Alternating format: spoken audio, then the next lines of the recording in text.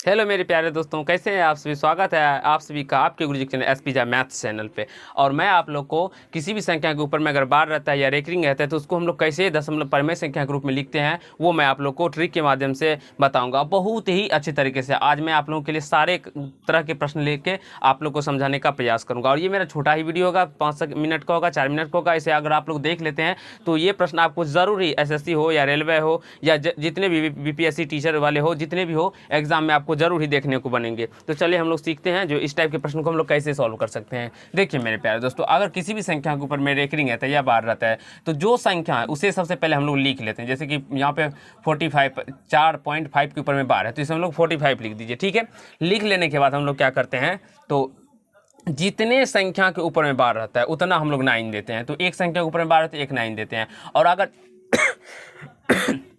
ये कैसे 9 होता है वो अगर आप लोग को जानना है तो मैंने आप लोगों को एसपी झा मैथ्स चैनल पे आप लोग देख सकते हैं। एसपी झा चैनल पे मैंने आप लोग को ये बेसिक क्लास 9th में बताया हूँ, आप लोग देख सकते हैं एसपी झा सर्च करके, जिसमें कि आपको ये 9th chapter class 9th chapter में आप लोगों को मिल जाएगा जो बेसिक कैसे होता है। अगर आप लोग कमेंट करेंगे तो मैं इसमें इस चैनल पर भी आप लोग को लिए बेसिक बता दूँगा। तो यहाँ से 45/9 आ जाएगा। अब 9 आने के बाद इसका रूल होता है, क्या रूल होता है मेरे प्यारे दोस्तों, जितनी भी संख्या पे बार नहीं होता है उसे हम लोग क्या करते हैं तो माइनस कर लेते हैं।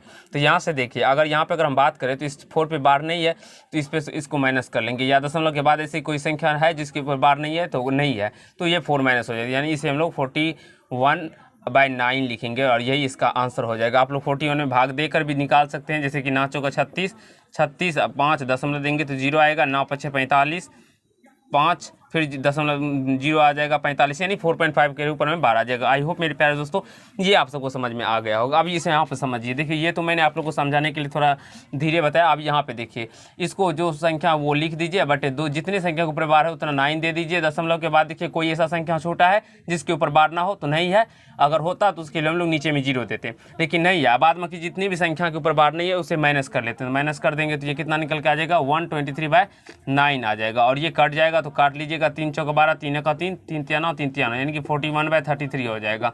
अब देखिए इसको समझिए मेरे प्यारे दोस्तों, जो संख्या है पहले वो लिख दीजिए, डायरेक्टली दशमलव को भूल जाइए और रेकरिंग को भी भूल जाइए। ये 305 बट्टा कितने संख्या के ऊपर बार है, एक संख्या के ऊपर, एक 9। अब देखिए दशमलव के बाद मेरे प्यारे दोस्तों कितनी ऐसी संख्या है जिसके ऊपर बार नहीं है, तो दशमलव के बाद आप एक ही संख्या है जिसके ऊपर बार नहीं, चाहे वो 0 हो या कोई संख्या हो, उसे मतलब नहीं, आपको काउंटिंग करना है जो कितनी ऐसी संख्या है जिसके ऊपर बार नहीं है। तो हम अगर बात करें तो जी दशमलव के बाद एक ही ऐसी संख्या है जिसके ऊपर बार नहीं है तो एक 0 नीचे दे दीजिएगा। और यहाँ पे देखिए अब माइनस करने का बार यह है, तो माइनस में देखिए यहाँ से 3 और यहाँ पे 0 है तो 30 माइनस होगा। ऐसा नहीं जो 3.0 माइनस कीजिएगा तो गलत हो जाएगा। जब 300 में से मान लीजिए 30 माइनस करेंगे तो 270 आ जाएगा। और यहाँ से ये 5 है तो 275/90।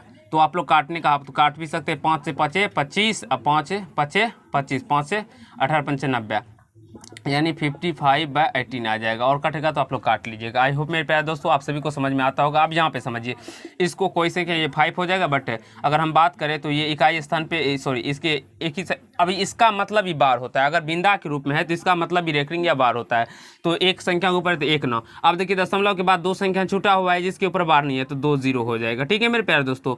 और देखिए इसमें से माइनस क्या करेंगे तो 0 ही है पीछे में, तो 0 माइनस करने पे कहीं से कोई फर्क नहीं पड़ेगा, तो इसे काट लीजिए। 1 से 1 5 का 5 और यहाँ से ये कटेगा 18 पंचे 90, यानी 1/180 निकल के आ जाएगा। आप लोग भाग दे के भी चेक कर सकते हैं, इसका आंसर इतना ही आएगा। अब मेरे प्यारे दोस्तों देखिए सारे टाइप के प्रश्न मैंने आप लोग को एक ही वीडियो में अंदर करवाने का और सिखा दिया हूँ। अब देखिए यहाँ से जो भी संख्या हो पहले वो लिख दीजिए 1013। दशमलव को भूल जाइए और बार को भूल जाइए। यहाँ पे बार है इसका मतलब इस संख्या के ऊपर भी बार है, यानी कि दोनों संख्या के ऊपर बार है। यहाँ पे देखिए समझिए 1.345 और इस पे अगर एक रेकरिंग दे दिया जाए तो इसका मतलब मेरे प्यारे दोस्तों इस दोनों संख्या तीनों पे बार है। ठीक है, अब यहाँ से ये क्या हो जाएगा 1013, बट कितनी संख्या के ऊपर बार है तो एक संख्या, दो संख्या, यानी कि 2 9 और दशमलव के बाद एक संख्या छोटा है जिसके ऊपर बार नहीं है तो एक उसके लिए एक 0 दे देंगे।